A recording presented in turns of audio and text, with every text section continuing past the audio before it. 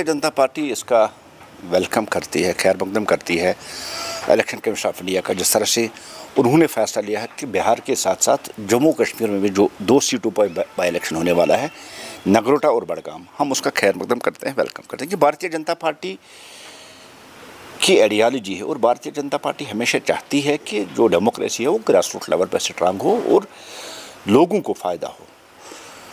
बड़गाम हो या नगरोटा हो, जिस तरह से वहाँ इलेक्शंस होने वाले हैं, भारतीय जनता पार्टी फुल्ली तैयार है कि भारतीय जनता पार्टी एक नेशनल पार्टी है, दुनिया की सबसे बड़ी पार्टी है। कहीं ना कहीं इलेक्शन होता रहता है और हमारा जो काम करने का तरीका है कि जम्मू कश्मीर में इलेक्शन हो तो देश के लोग यहाँ आते हैं और देश में कहीं इलेक्शन हो तो जम्मू कश्मीर के लोग वहाँ जाते हैं। इसलिए भारतीय जनता पार्टी 24/7 हमेशा इलेक्शंस के लिए तैयार है।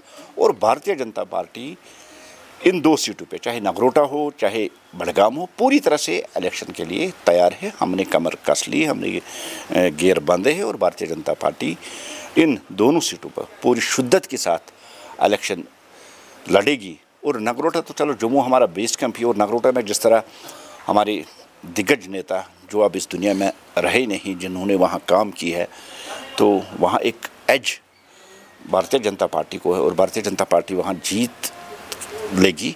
और जिस तरह से जम्मू में हमारे एमएलए से, चाहे सैलाब हो, चाहे वो नेचुरल डिज़ास्टर हो, कश्तवाड़ हो, जम्मू हो, जिस तरह से वहाँ हमने काम किया है और लोगों का सपोर्ट जो भारतीय जनता पार्टी के फेवर में जम्मू रीजन और कश्मीर रीजन में बढ़ा है, भारतीय जनता पार्टी ये उम्मीद करती है कि जम्मू के साथ साथ हम एक तो जम्मू की जीत और उसके साथ साथ बड़गाम में भी हम अच्छा करेंगे। और हम कोशिश करेंगे कि बड़गाम की सीट भी हम जीतें। जिस तरह से नेशनल कॉन्फ्रेंस के वादे पूरे नहीं हुए, उसकी गारंटियाँ पूरी नहीं, और लोगों में अब उसके खिलाफ बड़ा रोष है, नाराज़गी है, इसका फ़ायदा उठाते भारतीय जनता पार्टी चाहेगी कि बड़गाम से भी हम एक अच्छा रिजल्ट दे दें और हम जीत के आए। कैंडिडेट कौन होगा सर? कैंडिडेट कौन? देखिए, भारतीय जनता पार्टी में जो कैंडिडेट्स होते हैं वो पार्लियामेंट्री बोर्ड तय करता है।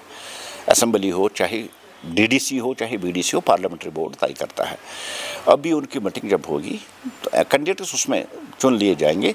फिलहाल अभी कैंडिडेट के नामों पे गौर खोज नहीं हुआ है, अभी उन पे डिस्कशन नहीं हुआ है। पार्लियामेंट्री बोर्ड जो फैसला करेगी तो कैंडिडेट आपके सामने आएगा। 23 अक्टूबर से अब यहाँ पे जो है असेंबली सेशन भी लगेगा, तो किन चीज़ों की डिमांड होगी? हम उम्मीद करेंगे कि जो ये वाला सेशन हो, ये जम्मू कश्मीर में जो बर्बादी हुई है, चाहे सैलाब की वजह से हुई है, चाहे टूरिज़्म सेक्टर में ऑपरेशन सिंदूर की जो सक्सेसफुल, उसके बाद जो यहाँ टूरिज़्म सेक्टर में जो कमी आई, जो डाउनफॉल हो गया है, जिस तरह से टूरिस्ट नहीं आ रही है, और उमर साहब की गवर्नमेंट के पास कोई पॉलिसी ही नहीं है, कोई फुटप्रिंट नहीं है कि किस तरह से टूरिस्टों को वापस लाए।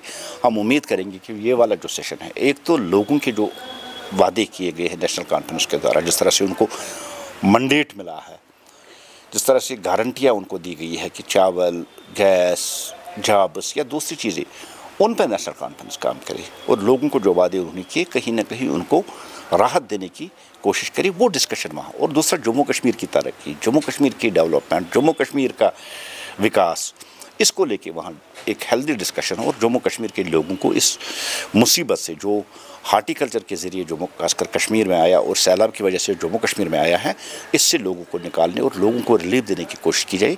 यही उम्मीद करेंगे कि इस सेशन में ऐसे ही सवाल उठे, क्योंकि अभी जो नेशनल कॉन्फ्रेंस लगता है कि स्टेटहुड की वो डिमांड 370, अभी वो बहुत कुछ पीछे छूटने वाला है, क्योंकि स्टेटहुड तो और 370 तो वैसे वो तो मर चुका है, वो दफन हो चुका, होता है नहीं।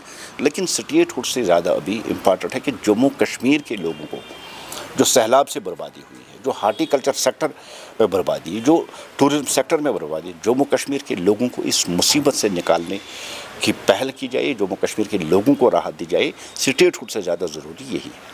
उमर साहब का तो ये भी कहना है ना कि वो कहते हैं कि ये तब यहाँ पे स्टेटहुड देंगे जब इनका यहाँ पे बीजेपी का सीएम होगा, जैसे एलओपी को उन्होंने पास उतारा। विजनरी नेता है उमर साहब, दीवार के उस साइड में भी देखते हैं, शायद उनको दिख गया है कि आने वाली जो गवर्नमेंट होगी वो भारतीय जनता पार्टी की और भारतीय जनता पार्टी का सीएम होगा।